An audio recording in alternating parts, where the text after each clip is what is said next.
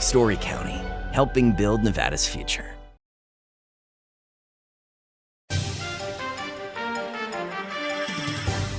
Welcome to Nevada Newsmakers. On the broadcast today, Washoe County DA Chris Hicks joins us here for the whole show of an all-new Nevada Newsmakers. Welcome to Story County, where history meets innovation, and a pioneering spirit continues to shape our future. At the heart of the Tahoe Reno Industrial Center, we power the future with global leaders in technology and manufacturing, driving progress that reaches far beyond our county lines. From advanced manufacturing to tech innovation, our industries are creating thousands of quality careers, fueling a vibrant economy that benefits every Nevadan. But it's more than just growth. Our community is our foundation, supporting families, empowering local initiatives, and creating a place where everyone belongs.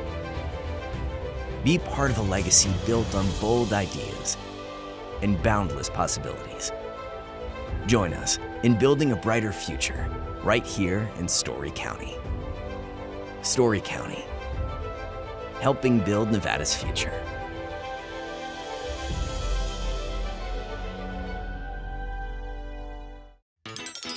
Meet Nevada Health Link, Nevada's official health insurance marketplace. Your link to savings, selection, free assistance, and name brand health insurance, where 90% of enrollees lower the cost of their monthly premium. Everyone deserves access to quality health coverage, no matter your income or family size. Visit NevadaHealthLink.com. A few minutes could save you hundreds of dollars per month. Nevada Health Link. Our plans are made for your plans. The Road to Riches leads straight to the Carson Valley Inn. Cash drawings Thursday and Saturdays. Over 480 winners. Score up to $15,000 weekly. Plus one $10,000 cash winner and the $20,000 guaranteed grand prize giveaways. Free meals, free play, and more. Only at the Carson Valley Inn. This is Nevada Newsmakers with host Sam Shad, a no-holds-barred political forum. Now, from the Nevada Newsmakers broadcast headquarters, here is Sam Shad. And back on Nevada Newsmakers, we're pleased to welcome back to the program. You've almost got your own parking spot here. Chris Hicks, he's the Washoe County District Attorney. Pleasure to have you back, sir. Always great to be here. All right, want to get to the campaign in just a couple of minutes here, but there was a story broke in the Reno Gazette-Journal online this morning about what's going on with the police investigation of the police chief and 5 of the top leaders. They've all been suspended. Now, the city manager is saying that they could all just resign and there would be no consequences. And that to me just seems insane, that if they're suspended for a reason, first of all, we need to know what that reason was, and then if there's nothing to be brought after the fact, what happens with pensions, paid time off, all these other things? Are they suddenly going to be big payouts? I'm a little confused by, again, the lack of leadership here. Yeah, you know, I think the fact that we just don't know really much of anything. I mean, we know a lot of what the rumors are that are out there. So you can, I guess, hypothesize that all these different things, the different ways it could turn out. I have a hard time believing that it would just be a resignation and nobody'd hear anything and that would be that. That's what the city manager's saying. Yeah, well, you know, again, we don't know everything that's going on. I know there's been suggestion that the Attorney General might be doing an investigation which could be criminal. Oh, yeah. And that's certainly... And would that go away just because the people resigned? No, two totally separate entities. You know, so the Attorney General's office has its own jurisdiction, and they, you know, the Attorney General drives the bus on their decisions, just like I do in the DA's office. So even if the city, let's just say, hypothetically, getting back into that world, that all 6 resigned, the city of Reno said, we're done with this, it's over. Well, that doesn't bind the Attorney General's office in any way. They can still do their investigation. They could still have findings. They could pursue cases. Who knows? Now, how would that affect your office? Because, I mean, do you have jurisdiction here at all? Well, really hard to answer because I don't know exactly what the allegations are.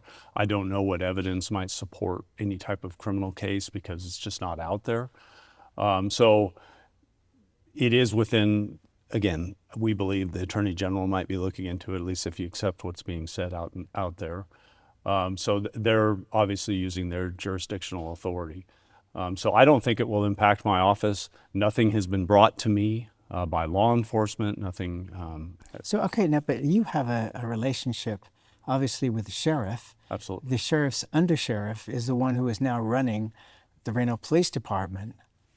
Is there no communication between the sheriff, undersheriff, and yourself on this? No, there's we're having a lot of communication, and I think that's a good message to take away from all this. Amongst all this chaos and the things you're reading in the Reno Gazette-Journal,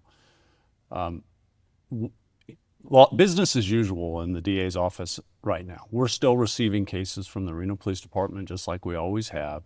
We're prosecuting them just like we always do, and we're holding people accountable. So there hasn't been disruption at that level. Now, of course, my interaction is generally with leadership in all the agencies. And of course, I have a very close relationship with Sheriff Balaam, also his lawyer. And I had regular communication with Chief Nance when she was there, Chief Crawforth and Sparks. And so the same goes with Acting Chief Solferino. So we're all talking, we're all making sure that we're working together as we have for years.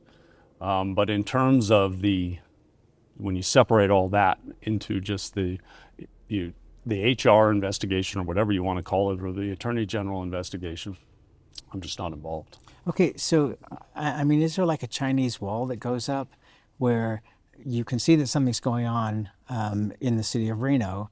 You can see that, the sheriff's department is involved, but are there reasons why you're not able to communicate between each other to say, hey, this is what we believe is going on, this is what we know is going on? Well, honestly, I wouldn't be surprised if Acting Chief Solferino doesn't know all the substance behind the allegations, because there is a Chinese wall, as you said. That the law is very clear on personnel investigations standing alone, and then when you add in Chapter 289, which is the Law and Police Officers' Bill of Rights, essentially, there's just so little that what can be shared, and the city has washed their hands of any of the investigation. It is being handled by the Department of Public Safety, and who knows who else, potentially the Attorney General. So I don't think there's really any involvement within the department at this point. I would be surprised if there was. All right, let's take a break. We'll come back and let's get into the campaign. Okay. And we'll talk about all of that with Chris Hicks. He's the Washoe County DA running for re-election after this timeout. My whole life has been public service. It's about people. And when we work together instead of yelling at each other, we get things done. We don't always get everything we want, but that's our system of government. Give and take. We don't give up. We keep working. We keep pushing. And when we break ground on Nevada's first children's hospital, when crime rates come down, and when graduation rates improve, that motivates me. That's why I do it. The trucking industry is the most resilient link in the supply chain, moving 95% of our freight in the Silver State. And while essential, the road isn't always smooth. Supply chain disruptions, rising fuel costs, and unrealistic rules and laws that hamper our ability to serve our customers and country. Our prosperity and every sector of the economy, manufacturing, mining, medicine, and food from farm to table, is tied to trucks. There's nothing without trucking. As you know, Reno is booming. Toll's development company is helping it grow with insightful design and development, building community with every project, adding beauty, adding excitement, emphasizing our shared humanity. Reno is becoming bigger. Toll's development is helping it become better, more livable, more enjoyable. To learn more, go to tollsdevelopment.com. tollsdevelopment.com. A power line is more than a power line. It's maintaining the bottom line for small businesses. It's keeping the assembly line moving for our workforce. For our brightest minds, it's meeting a deadline. It's on the front line with our heroes. And on the sidelines of the biggest games, it's a direct line to our loved ones. And it's a lifeline for the most vulnerable. There's a lot on the line. This is Nevada Newsmakers. And back on Nevada Newsmakers, we continue our conversation with Chris Hicks. He's the Washoe County District Attorney running for re-election. Normally, DAs run without competition. Steve Wilson doing the same thing down in Clark County. This time you have opposition from Wes Duncan. He's the Sparks City Attorney. You are both, I have to say, popular Republicans within your spheres. So it was a little surprising that he jumped into this. But before I even get to him, I wanted to talk about articles in This Is Reno. And there were accusations of nepotism because your wife works in the department. There's one person in between you and your wife in terms of leadership. Do you want to address the stories in This Is Reno and the veracity of them and where you think this is coming from? Yeah, I'd be happy to. So first and foremost, there is not nepotism in the DA's office, and it requires some explanation. So my wife and I met years ago. We were both prosecutors in the DA's office, hired by Dick Gamick. She was hired before me. He had a good eye for talent. Same job, same level of employment. We met like so many people do in work, fell in love, and we got married before I ever ran for DA, before I was even a supervisor in the DA's office. So when the time came that Mr. Gamick encouraged me to run for DA and other members in the community, we looked into it very closely because she's an extraordinary prosecutor who can stand on her own in her own right. And we certainly didn't want to rob the community of yet another talented prosecutor if I got elected DA. And so we followed all the laws. We sought legal guidance. I looked at all the ethics opinions, attorney general opinions, Supreme Court precedent out of another state, and reached a conclusion that the nepotism laws, which it's very clear, they are not in place to displace a public employee who had a relationship with another who is already in office. The nepotism laws are largely in place to make sure someone doesn't come in and hire all their family to their own benefit. And so we followed those with strict adherence. And then I got elected. And my first act as DA in January 5th, 2015, was I signed away all supervisory rights of my wife. I make no decisions involving her personnel or her employment at the DA's office. And frankly, I have nothing to do with it. And I assigned it all to my assistant district attorney. He doesn't even answer to me for personnel decisions involving my wife. And that is the structure, the safeguard we put in place. We did that in conjunction with county human resources, and it's worked. Now, certainly people have a right to ask questions. I encourage that. But the explanation is clear. We abide by the ethics laws, the Nevada law, Supreme Court law, and I'm just not involved in personnel decisions. So it's really unfortunate that this has been brought up, and I think it's very much politically driven. You mentioned Wes Duncan. He is very vocal about asserting that my wife and I are corrupt in this community, and in fact, that couldn't be further from the truth. We are two very dedicated public employees who've been prosecutors in this community collectively for over 45 years. And as I mentioned, my wife, she can stand on her own. I'm not going to come in here and defend her. She could certainly do that. But the fact is the work she's done in this community, largely our Child Advocacy Center exists because of her. It has spawned other child advocacy centers across our state. Washoe County's safer because of Nicole Hicks working in the DA's office and because of Chris Hicks working in the DA's office. So we make sure that we follow all those rules. So we're not violating any of the ethics laws. And that's the structures that is in place. Were you surprised at, because there were 3 articles in This Is Reno? Well, it's really interesting. So Mr. Conrad brings this up every 4 years, right around the filing period for elected officials. It has never been a story. I mean, this is old news. It's recycled news from, why didn't you write a story back in 2015 or in 2018 when I was reelected, or in 2022 when I was reelected yet again, because I didn't have an opponent then. and now I do. And so I believe my opponent, in coordination with Mr. Conrad, are trying to just muddy the waters.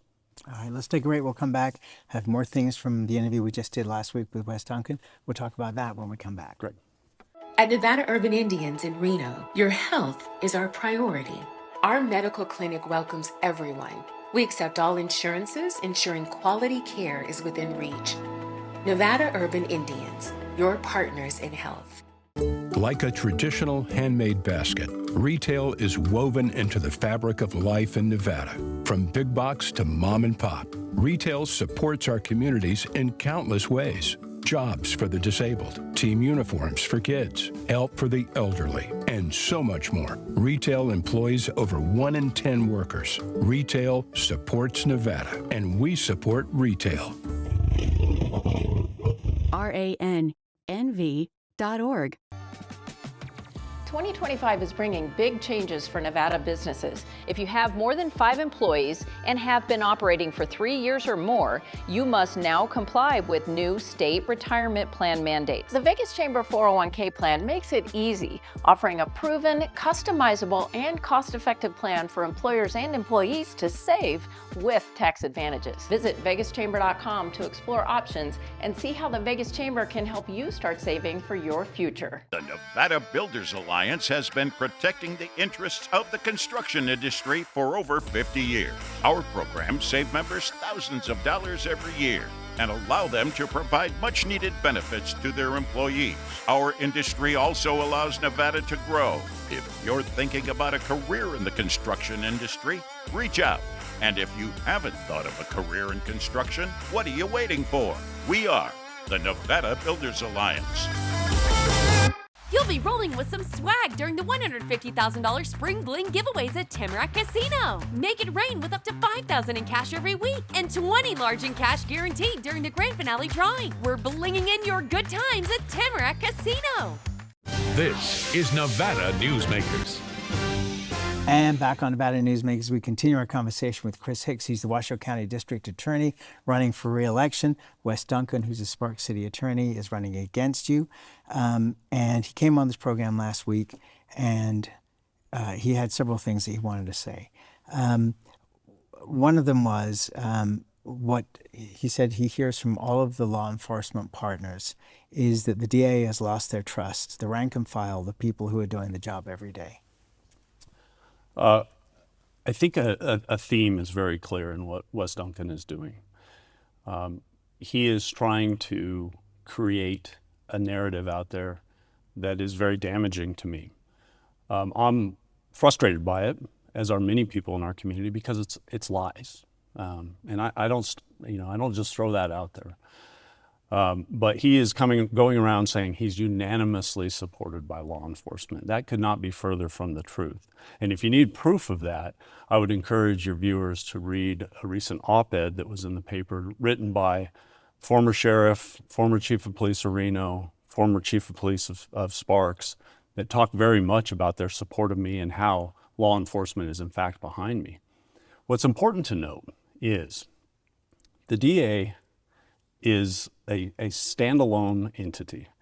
We have to do independent and objective reviews of law enforcement's work.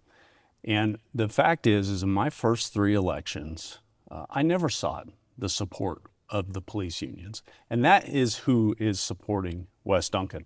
And I'd stop short of even saying police unions. It's police union bosses. It is not rank and file. It is not leadership. It is a handful of individuals who, on behalf of their union status, decided to support Wes Duncan. Why I've never sought that is because it creates an inherent conflict. Imagine this. Every day the prosecutors in my office, my wonderful prosecutors, are tasked with reviewing cases brought to us by law enforcement. Sometimes the investigation isn't sufficient for us to take it to court. There's just not enough evidence. That's part of the job. When we send the case back to law enforcement and say, you got to do some more work, the police union bosses, they don't like that. They don't like being told you didn't bring enough to us. Or alternatively, when police unions, which their big function is really to protect their members and negotiate contracts and do things, and grieve management, when police unions are negotiating collective bargaining agreements, let's say, with the county, trying to get pay raises or benefits. The DA is the lawyer for the county.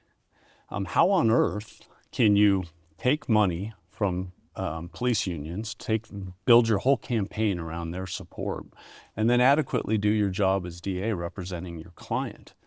It just doesn't work. And so Wes Duncan he's a career politician, Sam. I think the voters are going to have a very clear image of what this race is. A career prosecutor, me, versus a career politician. A career politician is very happy to seek the endorsement of police union bosses and then turn that into some kind of argument that it's unanimous support of law enforcement, but it's just not accurate. But at the end of the day, my job as DA is to be independent, to review every case that comes to the office and make sure that justice is done. And you create some real problems with that when you hitch your wagon to police union bosses, which is what he's done. And I pointed out during the program that on his website, which doesn't really have any details of his campaign or his ideals, that all the badges up there are from police unions. Well, and yes, and if you look at those badges closely, those are not, you make a great point, it's not a law enforcement entity, and it's unfortunate because the public doesn't know that. They see a badge and they think, oh, that's the sheriff's office. No, that's the union bosses for the sheriff's office. But on his website, he has badges from Las Vegas, Mesquite, North Las Vegas, City of Henderson. What in the world do those police unions have to do with being the district attorney of Washoe County? All right, I'll let that sit there. He also asked people to ask the police officers how the charging policy of the DA's office. He's accusing you of totally tightening up and posting the burden on the police. But in a way, isn't that your job? Yes, I picked, when he said that in the interview, I watched it, of course. Yeah, my job is to put the burden on the police officers because the DA doesn't do investigations. Law enforcement does their investigations. Then when they believe they have adequate evidence, they bring it to the DA's office for us to do the next stage of justice, take it to court and make sure that victims are made whole and the community is safe. But they have to do an adequate investigation. Now, of course, we work well with them. We have partnerships. We communicate. I wouldn't be DA or a prosecutor for 25 years if I hadn't already built all that. I love working with law enforcement. But there are times that we have to say it is the duty of the DA to say there's not enough evidence here for us to prevail in court. And if we charge this case, we're going to lose it, or we're going to have to negotiate it for pennies on the dollar to try to get something out of it. That's not justice for the community. That's not justice for crime victims. So yes, we have a strict charging policy, but it's based on nationally recognized standards. Department of Justice, American Bar Association, National District Attorneys Association. And that is when you bring a case to us for prosecution, there has to be sufficient evidence for us to prove it. It's a very basic fundamental concept. But again, if I harken back to the police union bosses, they don't like it if we say, they don't like it if the lawyer in the suit is saying there's not enough evidence here on your investigation. But the reality is we're the experts in court and we know what's needed and we all have the same goal. Let's get justice, but we have to have the tools to do it. Okay, he brought up the case of Felipe Acuno. Do you recall this case? I think I know which case that is. He said that he was killed in sparks because the DA's office decided they weren't going to file charges on him, and he went to a Reno apartment and shot it up and lost his life, got shot 6 times. Yeah. So I think Wes Duncan's going to continually highlight his inexperience when he makes these kind of statements. It doesn't matter what the case is. It doesn't matter who the defendant is. If there is not sufficient evidence for me or my prosecutors to take a case to court, we can't do it. That is the job of the DA, and it requires fortitude. But that's what I'm sworn to do, is follow the laws of the state and make sure that we get justice. Now, the one thing I would say, Sam, is he's trying to bring out just specific case examples and make it look like we're not doing our job.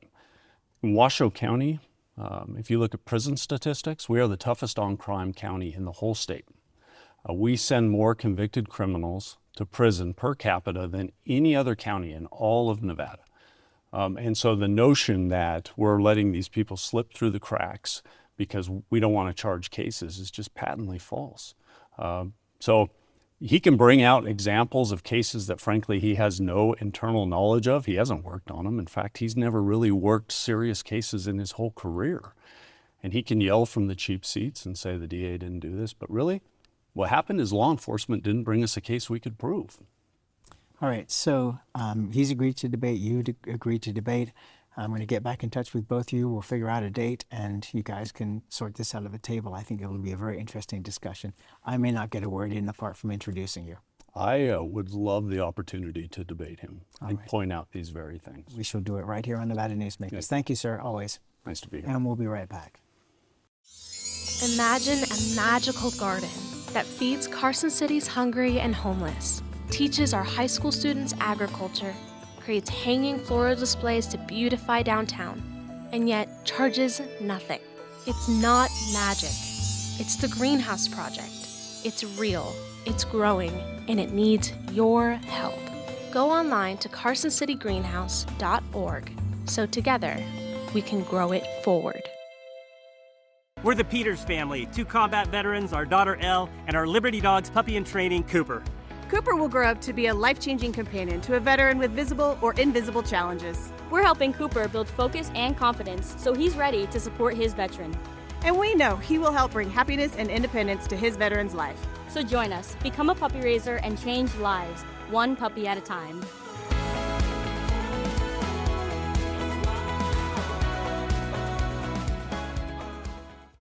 Each day, the Children's Advocacy Alliance partners with leaders, legislators, and families across Nevada to improve children's health, education, economic well-being, and safety. We recognize Nevada will be no better than the state of its children. Be a part of this change. Be a supporter of the Children's Advocacy Alliance. For more information, go to caanv.org. Welcome to the Ahern Boutique Hotel, where luxury and warmth come together in the heart of Las Vegas. We take pride in offering a one-of-a-kind experience for both locals and tourists. Join us for handcrafted cocktails and an unforgettable experience. Joel's Chop House, the perfect place to savor views of the Las Vegas Strip. Satisfy your cravings at the Ahern Chocolate Shop. No smoking, no resort fees, and the parking is always free. The Ahern Luxury Boutique Hotel is your home away from home.